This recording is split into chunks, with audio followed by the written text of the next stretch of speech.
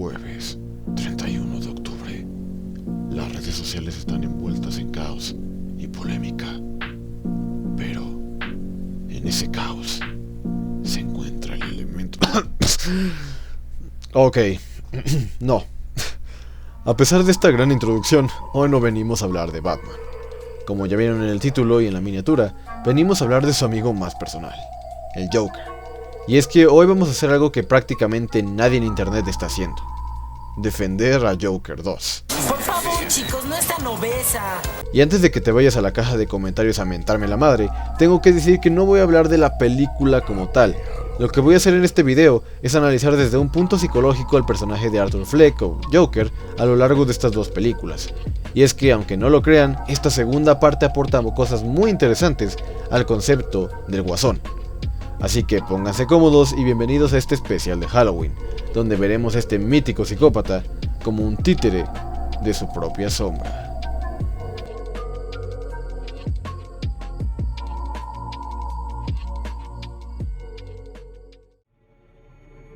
Para empezar, tenemos que entender qué es la sombra, al menos en el ámbito psicológico que vamos a abarcar hoy.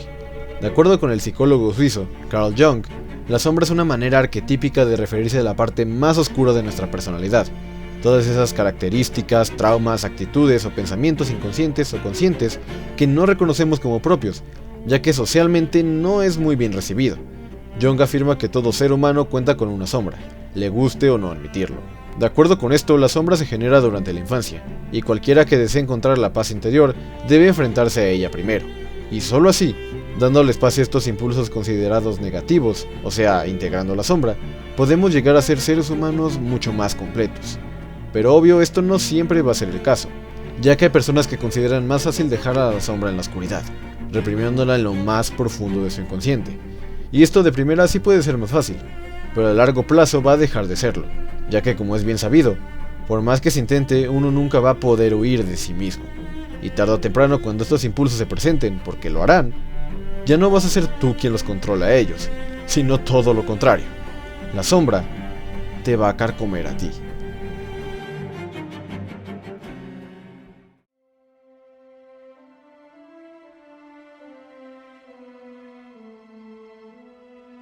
Conozcamos a Arthur Fleck, un ciudadano más de Gótica, o eso parece. Lo que pasa con Arthur es que tiene ciertas condiciones mentales. La más notoria es su risa involuntaria, padecimiento que existe en la vida real y se conoce como afección pseudovulvar. Esta se puede generar por dos motivos. Uno es por una anomalía en las vías neuronales, y el otro se debe más que nada por traumatismos fuertes en la cabeza. La cinta nos presenta a Arthur como un payaso de fiestas o para locales, quien admira al presentador de un show llamado Murray, por lo cual él tiene la aspiración de algún día llegar a ser comediante. ¿Pero es en realidad lo que quiere? Verán, la madre de Arthur desde chico le contó que él había llegado al mundo para brindar alegría y desparramar risas entre la gente. Por eso ella lo llamaba Happy, o feliz. Y como nos lo plantea la película, Arthur es alguien sumamente solitario. Su único vínculo real, si podemos llamarlo así, es con su madre.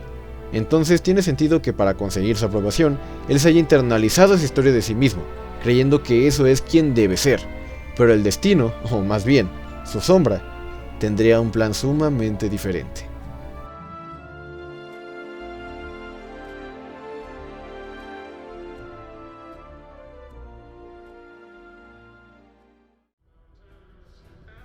Una noche después de ser despedido de su trabajo de payaso, Arthur se encontraría en el metro, cuando unos hombres medio pasados de copa subirían al vagón. Al principio empezarían a molestar a una mujer, pero debido a su condición, Arthur empezaría a reírse incontrolablemente. Tomando esto como burla, los hombres empezarían a golpearlo, cosa a la que Arthur ya estaba acostumbrado. Pero esa noche algo cambiaría. Su sombra por fin saldría, pero de la peor manera posible, ya que en ese momento Arthur acabaría con la vida de esos tres hombres. Huyendo de la escena del crimen, Fleck se escondería, pero tras el susto inicial, él empezaría una especie de baile, que a simple vista parecería de liberación, pero en realidad sería todo lo contrario. Después de esto, Arthur se sigue comportando casi igual, como si el crimen lo hubiera cometido alguien más, pero él sabe, está consciente de lo que hizo, solo que es más fácil seguirse reprimiendo, vivir en sus fantasías, pero la sombra, una vez liberada, sería muy difícil volverla a reprimir, y más aún con todo lo que estaría por ocurrir. Primero, los fondos de la ciudad para servicios sociales son recortados, por lo que Arthur es abandonado por la doctora con la que estaba yendo. Y esto solo le seguirían una serie de cosas que terminarían de tirar la poca estabilidad que le quedaba. Empezando con que su ídolo Murray en su programa más reciente se había burlado de él usando clips de cuando Arthur fue a una noche de comediantes en un bar, y la verdad, debido a sus chistes tan malos, nadie se rió. Y todo solo empeoraría más al enterarse que su madre le había mentido todos estos años, y que en realidad él había sido adoptado. Y no solo eso, sino que para echarle más mierda al pastel, su madre era psicótica, y lo había criado junto a su novio, quien abusaba de él tanto física como sexualmente, hasta el punto de un día ser encontrado dentro de un radiador desnutrido, con varias marcas en su cuerpo, y con una contusión grave en la cabeza, respondiéndonos así de dónde es que viene su afección. Y también con esto nos podemos dar cuenta de lo mal que está Arthur. Hay que recordar que la sombra surge en la etapa de la niñez, y bueno, ya nos pudimos dar una buena idea de cómo fue la niñez de Fleck. Entonces, ¿qué pasa aquí? ¿Cómo podemos esperar que un niño logre sobrellevar todo este dolor y sufrimiento sin apoyo externo? Y la respuesta es que simplemente no lo hizo. Arthur nunca pudo aprender a integrar su sombra, y entonces solo la reprimió en el fondo de su inconsciente. Y si de por sí en casos más normales esto ya es grave, solo hay que imaginarnos lo peligroso que sería en el caso de Arthur. O bueno, mejor dicho, no hay que imaginarnos nada, ya que para eso tenemos la película, donde vemos cómo todos esos traumas sin resolver, todos esos impulsos, todo ese rencor, se encarnaría en quien conocemos como el Joker, mostrándose así como una consecuencia del sistema roto de Ciudad Gótica, consecuencia de lo que pasa cuando dejas a un monstruo anidar y acechar desde las sombras, consecuencia con la que Arthur y la ciudad entera iban a tener que lidiar.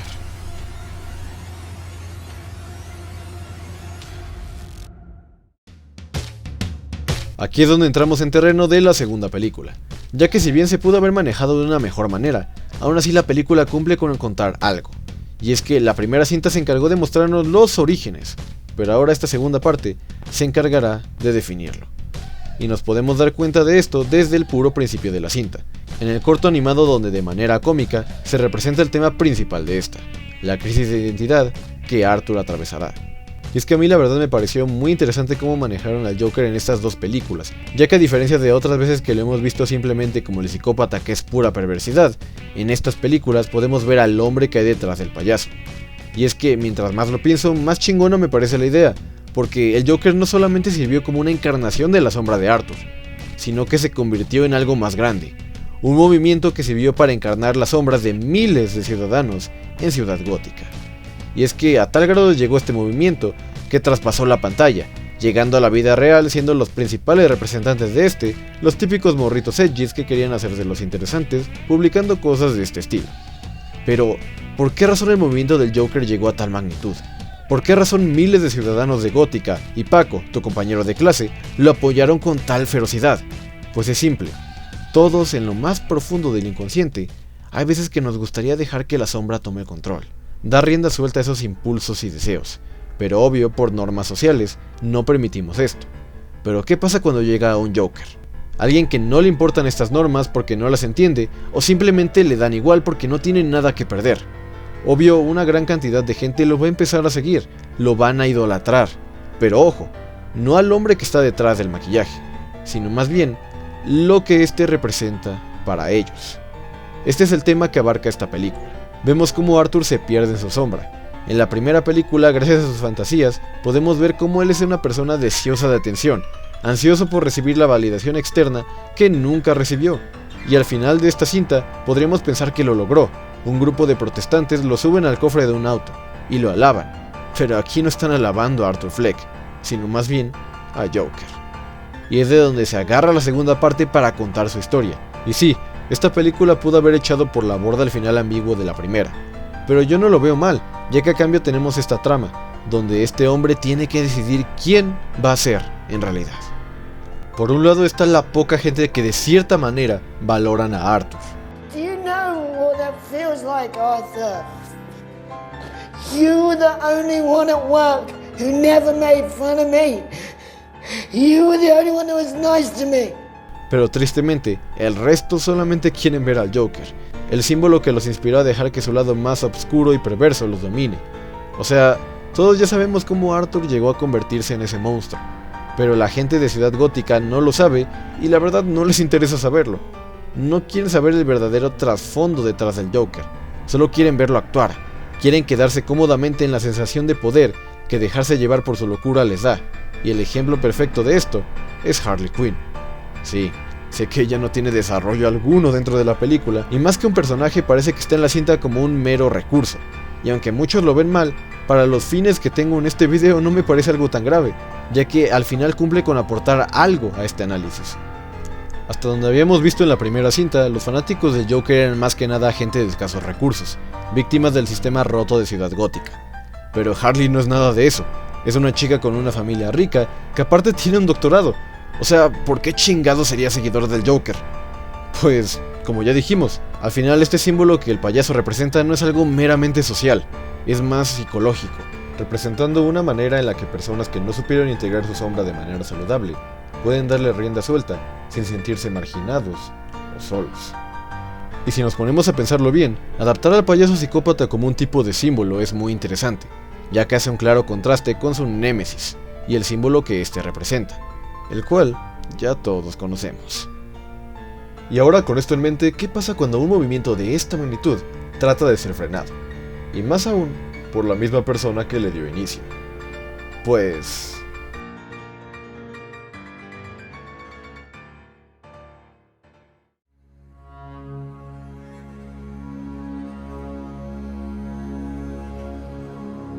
ya establecimos lo que el Joker representa en estas películas, pero ahora hay que volver con Arthur, y el desenlace que obtuvo para esta segunda parte.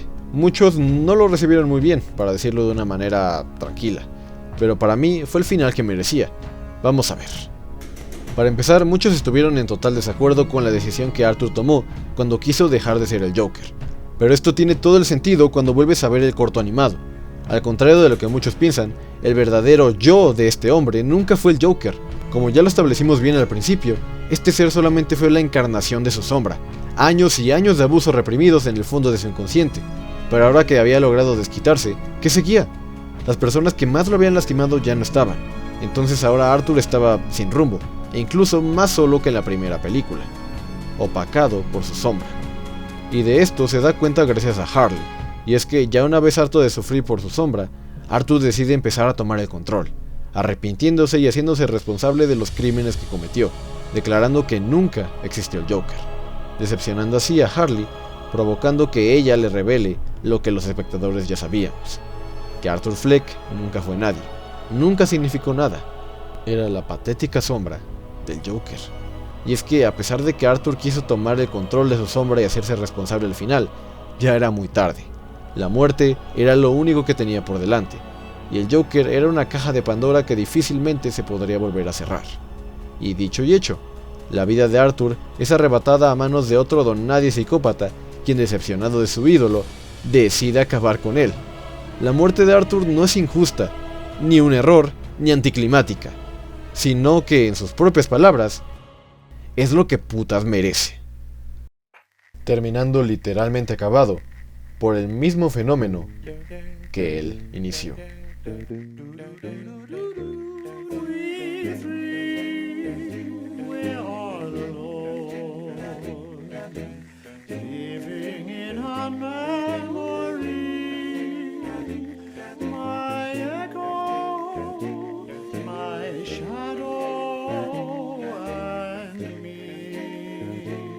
Y bueno amigos, eso fue todo por hoy. A pesar de lo dicho en este video, reconozco que la película tiene sus fallos, como las canciones que en su gran mayoría son una pérdida de tiempo y el ritmo pudo haber sido un poco mejor. Pero la verdad, esta secuela cumple en muchos aspectos y siento yo que le da mucha más complejidad a un personaje tan icónico como lo es el Joker. Pero bueno, espero que lo hayan disfrutado y que hayan estado abiertos a ver lo bueno que tiene esta película. No olviden dejar su like y suscribirse para más contenido. Y deseándoles un feliz Halloween, nos vemos en la próxima.